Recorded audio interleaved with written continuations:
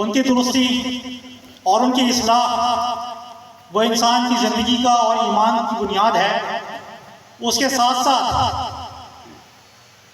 اس بنیاد کے اوپر جو آپ کی تعمیر ہے، جو عمارت ہے، وہ آپ کے اعمال ہیں۔ کسی بھی عمارت کی خوبصورتی اس کی طرز تعمیر کے اوپر ہوتی ہے، اور اس کی مضبوطی اس کی بنیاد کے اوپر ہوتی ہے۔ اگر آپ کی بنیاد مضبوط ہوگی تو آپ کی عمارت مضبوط ہوگی، اور اگر آپ عمارت کو اچھے طریقے سے تعمیر کریں گے تو آپ کی عمارت دلکش ہوگی، خوبصورت ہوگی، دیکھنے والوں کے لیے جاذب نظر ہوگی۔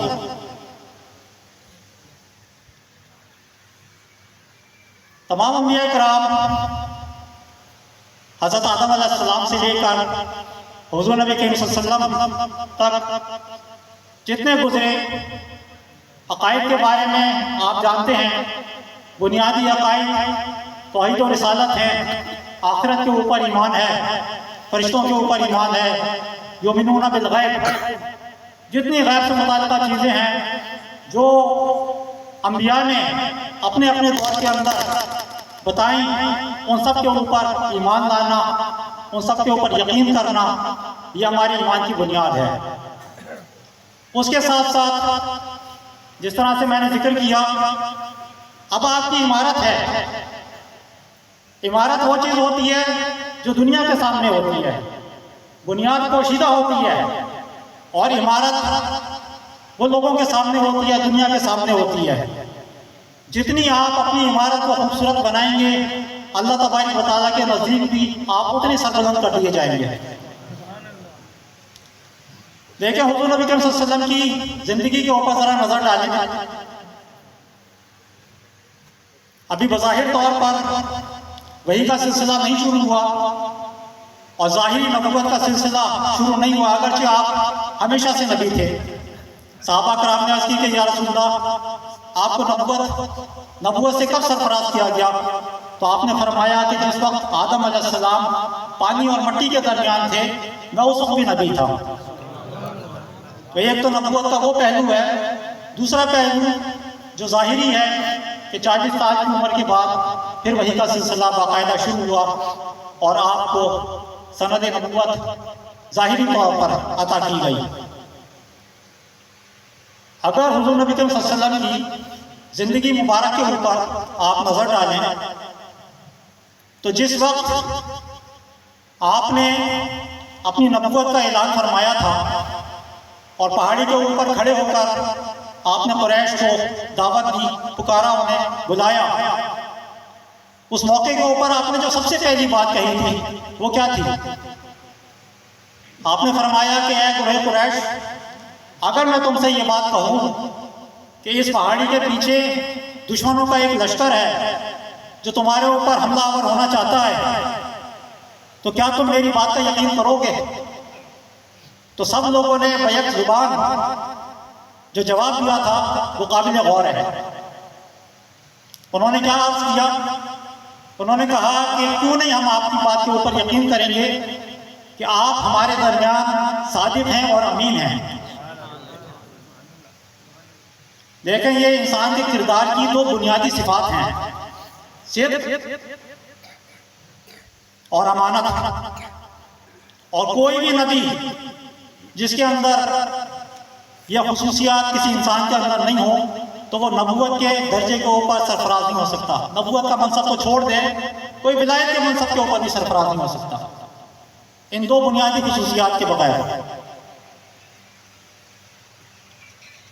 آج کے دور کے اندر ذرا جائزہ لیں اپنے معاشرے کا، اپنے کرداروں کا، کیا ہم ان دو صفات کے اوپر پورے اترتے ہیں بحیثیت افراد اور بحیثیت قوم؟ دیکھیں آستانوں سے وابستہ ہونا اور آستانوں کے اوپر آنا، ایک تو مجالس کی صورت ہوتی ہے جو ایک ظاہری صورت ہے، اور ایک ان مجالس کا ایک پیغام ہوتا ہے۔ وہ پیغام آپ اپنے ساتھ لے کر جاتے ہیں۔ آپ کی ظاہری حاضری تو یہاں پر ہو گئی کہ آپ آئے بیٹھے اور آپ چلے گئے، لیکن جو چیز آپ کے ساتھ جائے گی وہ آپ کے دلوں کے اندر اثر ہے. اگر وہ اثر آپ نے قبول کیا تو وہ آپ کے ساتھ جہاں کہیں بھی آپ جائیں گے وہ آپ کے ساتھ رہے گا، اور وہی تاثیر اور وہی اثر آپ کی زندگی کے اندر آپ کا رہنما بنے گا، آپ کی زندگی کے اندر ہدایت کا باعث بنے گا، نور کا سرچشمہ بنے گا. تو سب سے پہلا پیغام آج کے اس موضوع کے حوالے سے میں یہ کہنا چاہوں گا کہ اپنے اندر صدق کو، سچائی کو وہ اپنے اندر اپنائیں. اپنے کردار کے اندر ایک حدیث مبارکہ آپ کے سامنے رکھتا ہوں. حضور نبی کریم صلی اللہ علیہ وسلم کا فرمان ہے کہ 4 عادتیں ایسی ہیں کہ جو جس کے اندر ہوں گی وہ خالص منافق ہوگا. 4 عادتیں، 4 خصلتیں ایسی ہیں کہ جو جس کے اندر ہوں گی وہ خالص منافق ہوگا. وہ کیا ہیں؟ حضور فرماتے ہیں کہ اور اگر کسی کے اندر ان میں سے کوئی ایک عادت ہوگی تو اس کے اندر نفاق کی علامت ہوگی. تو آپ نے فرمایا کہ وہ 4 چیزیں یہ ہیں کہ جب بات کرے تو جھوٹ بولے. انسان جس کے اندر نفاق کی علامت ہو، یا جو اس کی پہلی علامت کیا ہے کہ جب بات کرے گا تو جھوٹ بولے گا، اور جب معاہدہ کرے تو اس کو توڑ ڈالے گا.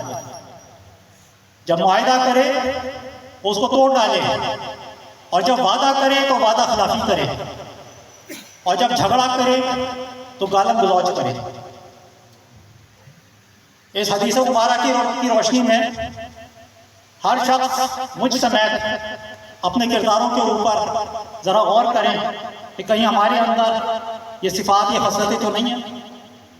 جھوٹ، وعدہ خلافی، عہد کو توڑ ڈالنا اور بد زبانی.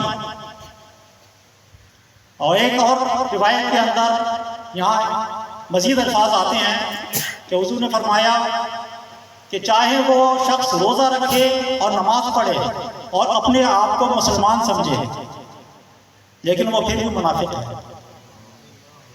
لیکن نفاق کو سمجھے پہلے کہ نفاق کیا چیز ہے. جس طرح سے میں نے شروع میں عرض کیا کہ ایک عقائد ہیں اور ایک اعمال ہیں.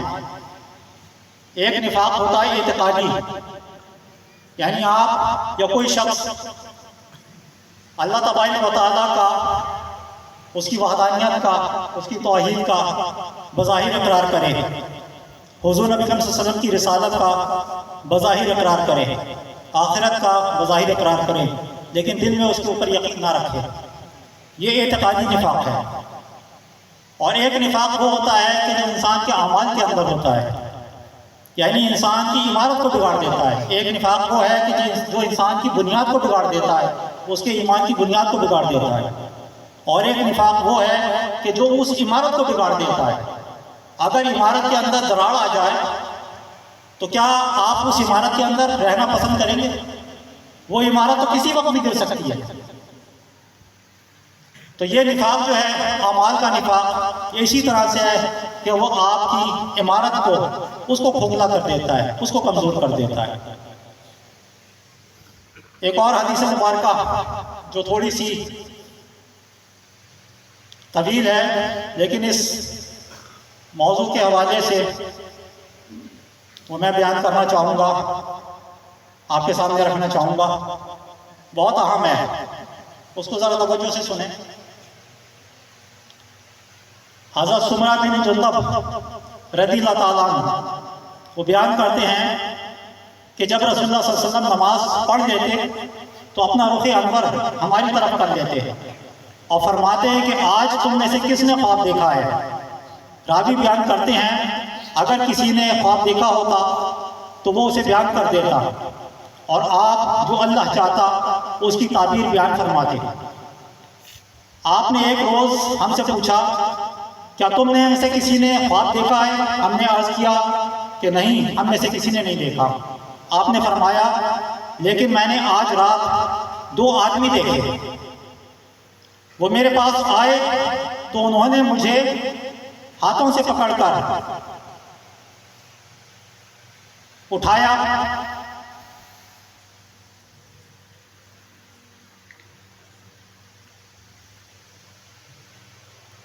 اور مجھ سے عرض کی کہ ہمارے ساتھ چلیے، اور مجھے ارض مقدس کی طرف لے گئے۔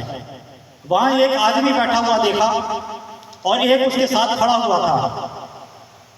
جو کھڑا ہوا تھا اس کے ہاتھ میں لوہے کا ایک ٹکڑا تھا، وہ اس لوہے کے ٹکڑے کو اس آدمی کے جبڑے کے اندر داخل کرتا تھا، اس آدمی کے جبڑے کے اندر داخل کرتا تھا اور اس کو اس کی گدی تک، یعنی جو گردن ہوتی ہے وہاں تک اس کو چیر دیا کرتا تھا۔ پھر وہ اسی طرح دوسرے جبڑے کے ساتھ کرتا تھا اور اتنی دیر میں پہلا جبڑا جو تھا وہ درست ہو جاتا تھا، اور اس عمل کو بار بار دہراتا تھا۔ میں نے پوچھا کہ یہ کیا ہے؟ ان دونوں نے کہا کہ آگے چلیے۔ تو ہم آگے روانہ ہوئے، حتیٰ کہ ایک آدمی کے پاس آئے جو چت لیٹا ہوا تھا، اور ایک آدمی چھوٹا یا بڑا پتھر لے کر اس کے سرہانے کھڑا تھا، اور وہ اس کے ساتھ اس کے سر کو کچل رہا تھا۔ جب وہ اس کو مارتا تھا تو پتھر لڑک جاتا تھا اور اس آدمی کا سر جو تھا وہ کچل جاتا تھا۔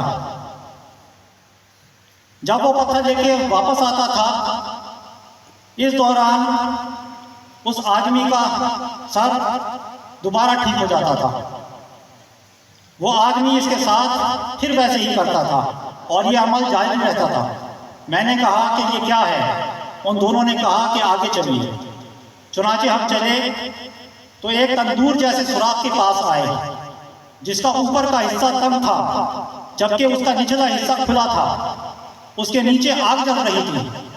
جب وہ اوپر اٹھتی تھی تو اس میں موجود افراد بھی اوپر بلند ہو جاتے تھے، یعنی آگ کی شدت اتنی تھی کہ اس کے اندر جو افراد تھے جب وہ آگ کی لپٹیں اوپر اٹھتی تھیں اس کے ساتھ وہ افراد بھی اوپر آ جاتے تھے،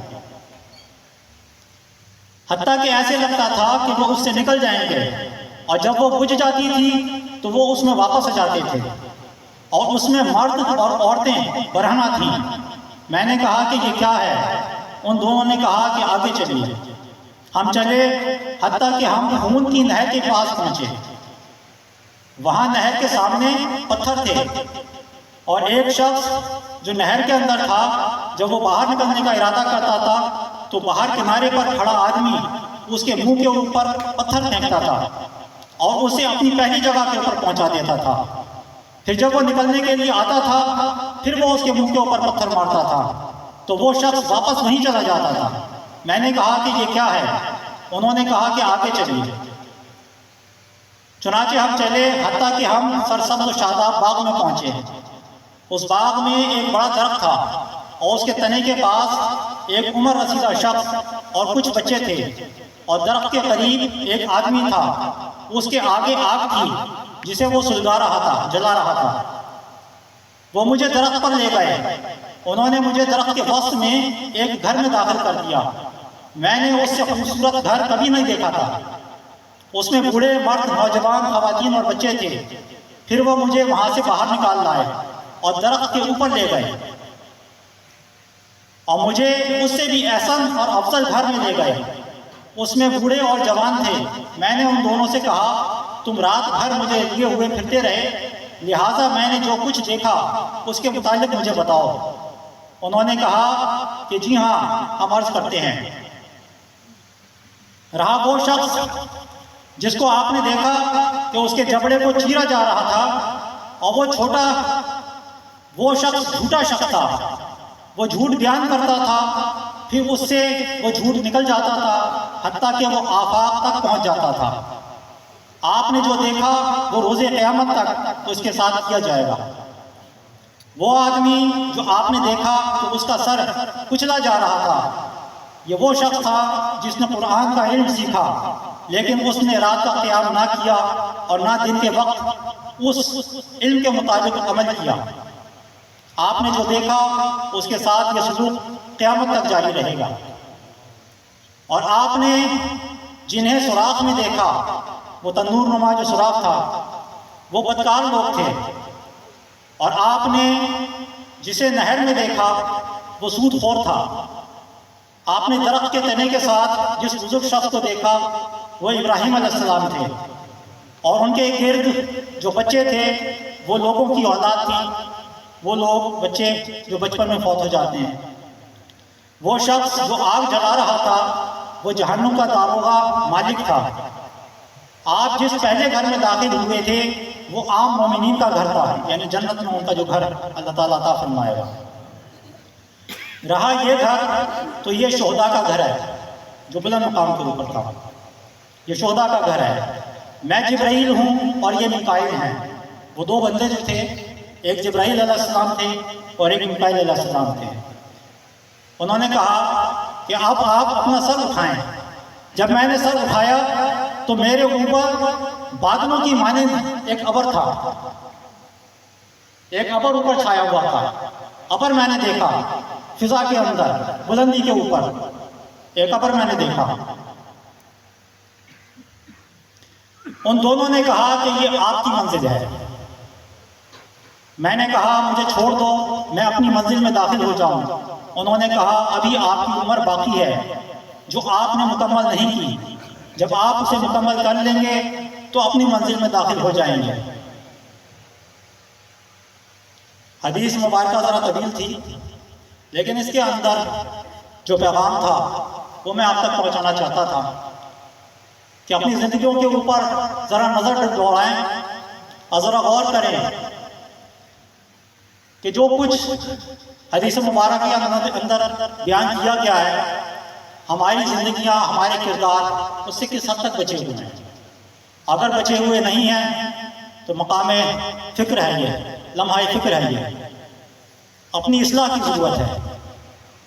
اگر ہم خیر چاہتے ہیں اور اللہ تبارک و تعالیٰ کی بارگاہ میں کامیاب و کامران ہونا چاہتے ہیں تو حضور نبی کریم صلی اللہ علیہ وسلم کا بتایا ہوا طریقہ، آپ کا راستہ، وہی ہمارے لیے مشعل راہ ہے، ہدایت کا نور ہے، رہنمائی کا ذریعہ ہے۔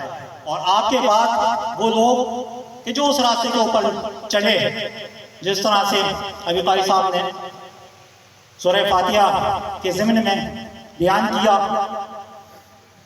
کہ اہدنا الصراط المستقیم صراط الذین انعمت علیہم، وہ لوگ کہ جن کے اوپر اللہ تبارک و تعالیٰ نے انعام کیا، ان لوگوں کا راستہ ہدایت کا راستہ ہے، رہنمائی کا راستہ ہے، فلاح کا راستہ، اللہ تبارک و تعالیٰ کی رضا کا راستہ، اللہ تبارک و تعالیٰ کے نبی کی رضا کا راستہ۔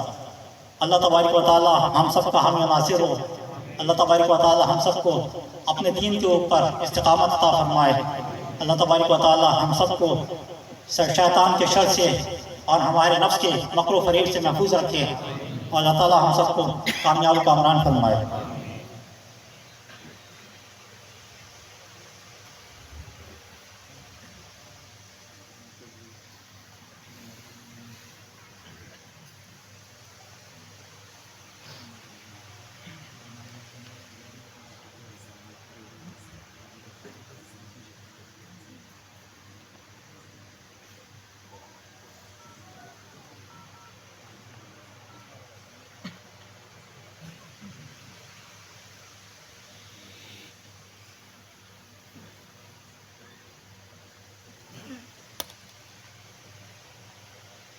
دعائے خیر۔ بسم اللہ الرحمن الرحیم۔ اللہ اکبر اللہ اکبر لا الہ الا اللہ واللہ اکبر وللہ الحمد۔ فاتحہ خیر۔ سلامتی ایمان، امنیت ملک، حضور رانے بالارے روانے بر وقت، ارزانی اللہ، شفائے بیمارہ، شفائے بیمارہ، شفائے بیمارہ، وعدہ قرض دارہ و روزگار بے روزگارہ، ورمہ خیر واضح مجلس۔ رب کریم ہماری اس مجلس کو اپنی بارگاہ میں قبول فرما لے۔ ہمارا یہاں پر آنا، قرآن پاک کی تلاوت کرنا، درود پاک پڑھنا، نعت خوانی سننا، اور رب کریم جو کچھ بیان کیا ہے، رب کریم اس میں اگر ہم سے کوئی خطا ہے تیری بارگاہ میں توبہ کرتے ہیں، تجھ سے معافی مانگتے ہیں، رب کریم ہماری ان کوششوں کو اپنی بارگاہ میں قبول فرما دے۔ رب کریم ہم سب کو ہدایت عطا فرما دے، سیدھے راستے کی پہچان عطا فرما دے، اپنی راہ پر استقامت عطا فرما دے، اپنے نیک بندوں میں شامل فرما لے۔ رب کریم دنیا اور آخرت کی فلاح عطا فرما دے۔ رب کریم اپنی محبت، اپنے نبی کریم صلی اللہ علیہ وسلم کی محبت عطا فرما دے۔ رب کریم جس راستے کے اوپر تو نے حضور نبی کریم صلی اللہ علیہ وسلم کو عطا فرما کے بھیجا، رب کریم اس کے اوپر ہمیں اخلاص کے ساتھ چلنے کی توفیق عطا فرما دے۔ رب کریم ہماری ایمان کو کامل فرما دے۔ رب کریم ہماری اعمال کی اصلاح فرما دے۔ رب کریم ہماری کل خطاؤں کو معاف فرما دے۔ رب کریم دنیا میں زندگی کا سلیقہ عطا فرما دے۔ رب کریم آخرت میں اپنے نیک بندوں میں شامل فرما دے۔ مالک کریم بیماروں کو شفا کلیہ عطا فرما دے، صحت کاملہ عطا فرما دے، پریشان حالوں میں پریشان سے نجات عطا فرما دے، قرض داروں سے قرضوں سے نجات عطا فرما دے۔ رب کریم جو اولادوں کی بھی کو صالح اولاد عطا فرما دے۔ رب کریم ہر ایک کی مشکلات کو دور فرما دے۔ رب کریم تمام کے اوپر اپنا فضل و کرم فرما دے۔ مالک کریم اس مجلس کے اوپر، ہمارے ملک کے اوپر، عالم اسلام کے اوپر اپنی رحمت، اپنی برکتیں فرما دے، اپنا فضل و کرم فرما دے۔ رب کریم ہماری مشکلات کو دور فرما دے۔ خصوصی طور پہ دعا کریں فلسطینی مسلمان بھائیوں کے لیے، بہت ہی مشکل کا شکار ہیں، آزمائش کے دور سے گزر رہے ہیں۔ مالک کریم تو مالک الملک ہے، رب کریم تو بادشاہوں کا بادشاہ ہے۔ مالک کریم تمام اختیار تیرا ہے، رب کریم حکم بھی تیرا ہے۔ مالک کریم تیرے عاجز و ناتواں بندے ہیں۔ مالک کریم اگرچہ خطا کار گناہ گار ہیں، رب کریم مگر تیری رحمت کا دروازہ کھٹکھٹاتے ہیں۔ رب کریم اگر تو موڑ دے گا تو کس کی بارگاہ میں جائیں گے، کس سے سوال کریں گے؟ رب کریم تو عطا فرمانے والا ہے، تو دینے والا ہے، تو درگزر فرمانے والا ہے، تو رحمت فرمانے والا ہے۔ رب کریم اپنے بندوں کے اوپر رحمت فرما دے، اپنا فضل فرما دے، اپنا کرم فرما دے، ان کی غائبانہ مدد فرما دے۔ رب کریم جن کے پاس اقتدار ہے، جن کے پاس طاقت ہے، رب کریم وہ تو اپنے اقتدار اور طاقت کے نشوں کے اندر مگن ہیں۔ یا رب کریم اسے تو کسی خیر کی بھلائی کی امید نہیں۔ رب کریم تو ہی اپنے بندوں کا پرسان حال ہے، تو ہی اپنے بندوں کا رب کریم رکھوالا ہے۔ یا رب کریم ان کی جان و مال کی عزت و آبرو کی حفاظت فرما۔ رب کریم جو شہید کر دیے گئے ان کے مراتب درجات کو بلند فرما۔ رب کریم عثمان خان کو صبر جمیل عطا فرما۔ رب کریم کو امن و سلامتی عطا فرما۔ یا رب کریم جہاں جہاں بھی مسلمان مظلومیت کا شکار ہیں، ظلم کا شکار ہیں، رب کریم ان کے اوپر اپنا خصوصی فضل و کرم فرما، ان کی مدد فرما، تائید فرما، اسلام کو سربلندی عطا فرما، مسلمان کو سربلندی عطا فرما۔ یا رب کریم اپنی رحمتیں، اپنی برکتیں فرما۔ مالک کریم ہر ایک کی خیر فرما۔ جن لوگوں نے دعاؤں کے لیے نام لکھائے ہیں، محمد اشفاق نظامی، منیب نظامی لاہور، عمر نظامی کی والدہ گگو منڈی، عائشہ رمضان نظامی بہاڑی، زریدہ نظامی بہاڑی، ماریہ نظامی، اور بچوں کے لیے اصغر علی مجاہد، معز احمد شکیل نظامی کی والدہ رقیہ نظامی، عابد لاہور، رضوان عثمان گگو منڈی، رانا احمد۔ رب کریم ان سب کو سلامتی، صحت عطا فرما، عافیت عطا فرما۔ عابد حسین لاہور، نعمان نظامی گگو منڈی، علی رضا نظامی گگو منڈی، ڈاکٹر محمد رمضان نظامی بہاڑی، محمد سلمان نظامی بہاڑی، محمد سعید نظامی بہاڑی، محمد عمران نظامی بہاڑی، محمد یاسین بہاڑی، محمد شاہد بہاڑی، طلحہ نظامی، عباس نظامی، صفدر نظامی، عامر نظامی، رائے ناصر نظامی، مدثر نظامی، رشید نظامی، عابد لاہور، رضوان نظامی گگو منڈی، عمران نظامی گگو منڈی، ڈاکٹر عابد حسین نظامی، اسد نظامی، مدثر نظامی۔ رب کریم سب کے گھر میں خیر و برکت عطا فرما۔ یا رب کریم ان کے اوپر اپنا فضل و کرم فرما، رزق میں برکت عطا فرما۔ عدیل لاہور، منیب نظامی لاہور، اطہر نظامی، محمد عرفان، عمران نظامی، اللہ بتا نظامی، محمد الیاس، محمد اسحاق گوروالا، افضل نظامی، خلیل نظامی، عبدالستار نظامی بہلا۔ رب کریم کے کاروبار میں خیر و برکت عطا فرما، وسعت عطا فرما، اپنا کرم فرما۔ ڈاکٹر محمد رمضان نظامی بہاڑی، فیصل اشرف اکاڑا، اشرف نظامی، رانا اجمل۔ رب کریم کو نیک و صالح اولاد عطا فرما۔ رب کریم کے گھروں کو شاد و آباد فرما۔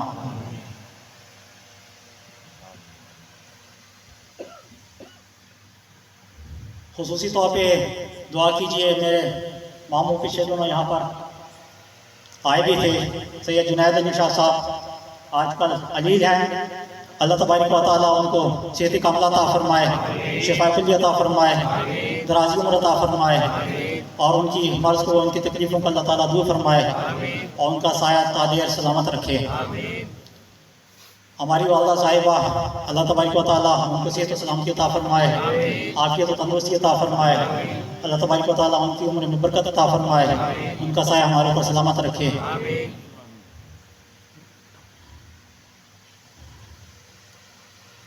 سید محی الدین نظامی، ان کے نانا صاحب وہ بھی علیل تھے، ہارٹ کے مریض ہیں، پچھلے دنوں کافی طبیعت ان کی خراب رہی، اللہ تبارک و تعالیٰ ان کو صحت و سلامتی عطا فرمائے، تندرستی عطا فرمائے، عافیت عطا فرمائے۔ اور میرے عزیز و قارب جو دہلی کے اندر ہیں، انہوں نے بھی خصوصی طور پر دعا کے لیے کہا تھا، اللہ تبارک و تعالیٰ ان کی کل حاجات کو اپنے کرم سے پورا فرمائے، ان کے اوپر اپنی رحمتیں، اپنی برکتیں فرمائے، ان کو صحت و سلامتی عطا فرمائے، تندرستی عطا فرمائے، ہر طرح کی خیر فرمائے۔ میرے بچے اللہ تبارک و تعالیٰ سے دعا کریں ان کی نیکی کے لیے، ان کی اصلاح کے لیے، اللہ تبارک و تعالیٰ ان کو نیک بنائے، صاحب علم بنائے، ہدایت والا بنائے، بزرگوں کے نقش قدم پہ چلنے والا بنائے، اللہ تبارک و تعالیٰ ان کو ہدایت عطا فرمائے۔ جتنے یہاں پر بچے موجود ہیں، رب کریم سب کو صاحب علم بنا، صاحب تقویٰ بنا۔ جتنے بزرگ موجود ہیں، رب کریم سب کی عمر میں برکت عطا فرما، صحت اسلام کی عطا فرما۔ جتنے نوجوان ہیں، رب کریم سب کی روزی میں، رزق میں برکتیں عطا فرما، سب کی خیر فرما۔ اگر کوئی بھی شخص اپنے دل کے اندر جو حاجت رکھتا ہو، بیان نہیں کر سکا، یا باری تعالیٰ تو عالم الغیب و شہادہ ہے، رب کریم تیرے روبرو ہر ایک کا معاملہ ہے، مالک کریم تیری بارگاہ میں گزار ہیں، سب کی حاجات کو اپنے کرم سے پورا فرما دے، سب پر اپنی رحمتیں، اپنی برکتیں فرما دے، یا رب کریم ہماری اصلاح فرما دے۔ وصلی اللہ تعالیٰ۔ اور خاص طور سے دعا کیجیے پیر خواجہ معین الدین نظامی سید بخاری رحمۃ اللہ علیہ، آپ کے درجات کی بلندی کے لیے اور اللہ تبارک و تعالیٰ کے نزدیک اچھے مرتبے کے لیے، اور تمام مرحومین کی بخشش و مغفرت کے لیے۔ وصلی اللہ تعالیٰ علی خیر خلقہ محمد و علی آلہ وصحبہ اجمعین برحمتک یا ارحم الراحمین۔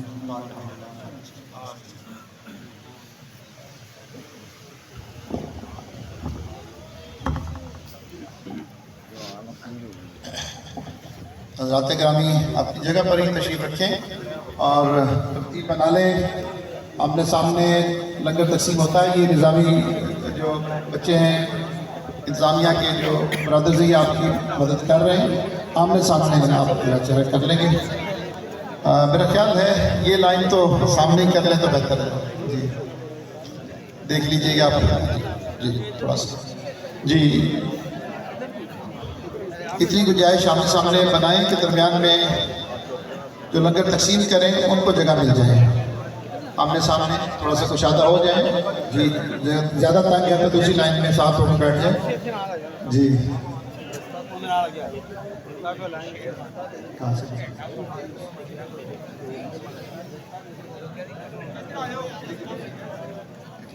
جی ایک اور گھڑی ہے، ایک گھڑی کا مالک تو وضو خانے سے جو میری تھی وہ لے گئے، میرے پاس ایک اور ڈیجیٹل گھڑی ہے، یہ جس ساتھی کی ہو وہ لے سکتا ہے، امانت ہے میرے پاس۔ جی یہ گھڑی ایک عدد میرے پاس موجود ہے، رسٹ واچ کلائی پہ باندھنے والی بلیک کلر میں، جس ساتھی کی ہو میرے پاس آ جائے۔ لنگر تقسیم والے ساتھی اپنی ترتیب فوراً بنا لیں، بلا تاخیر جو ہے، فاصلہ آپ نے بہت کم نہیں کرنا، تھوڑا سا زیادہ بڑھا کے کرنا ہے۔ یہ ترتیب بنا لیں، بہت قریب نہیں کھڑے ہونا، اس سے ٹائم زیادہ ویسٹ ہوتا ہے، تھوڑا مناسب فاصلہ ہو، چلنا بھی نہ پڑے اور اگلے ساتھی کو آپ کھانا جو ہے وہ پکڑا سکیں۔ جی اس مرضی ترتیب سے آپ شروع کریں۔ لنگر فوری تقسیم کر دیا جائے، لنگر فوری تقسیم کر دیں۔ پانی پلانے والے ساتھی مجھے ایک سائڈ پہ نظر آئیں تو دونوں طرف نظر آئیں، اور پیاس کی طرف کے مطابق آدھا گلاس دیا کریں، پھر دوبارہ۔ جی سامنے ذرا دیکھیں، آپ بہت قریب کھڑے ہیں، ساتھی بہت قریب کھڑے ہیں، ان میں سے کچھ نکل جائے دوسری لائن میں چلے جائیں، فوراً ضرورت پڑے۔ کھانا تقسیم کر دیا جائے۔ جی دائیں طرف سے شروع ہو چکا ہے، اگر دو لائن چلا لیں تو بھی کوئی حرج نہیں ہے۔ جی بالکل ٹھیک ہے، درمیان میں فاصلہ آپ بڑھا لیں، ابھی آپ تنگ ہوں گے اس سے۔ لائن میں زیادہ ساتھی ہیں، کچھ کم ہو جائیں ابھی بھی۔